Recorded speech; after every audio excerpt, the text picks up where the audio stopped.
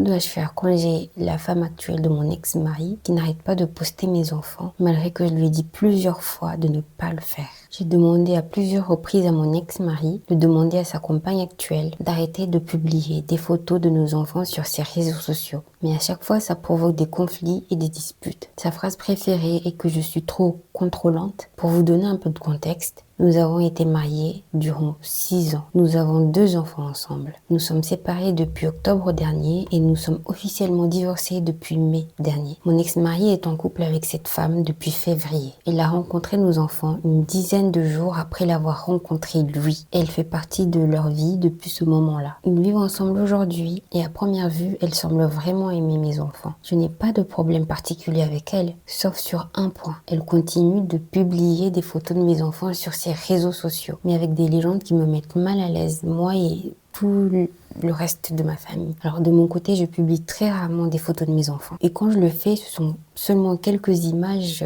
de mes enfants que je publie dans des stories privées uniquement pour donner des nouvelles à des membres de ma famille qui vivent loin, puisque je ne peux pas les contacter individuellement pour leur tenir au courant. Elle, en revanche, les publie fréquemment, parfois 60 à 70 photos d'un coup, et avec des légendes du type « Aujourd'hui, je passe la journée avec mes enfants ». Alors moi, elle m'a bloquée, j'imagine, pour pas voir tout ça. Mais comme cette situation met aussi très mal à l'aise mon entourage, quand il voit ces publications, il m'en parle directement. Comme je vous l'ai dit, j'en ai parlé à mon ex-mari, mais à chaque fois, il dit que c'est moi le problème.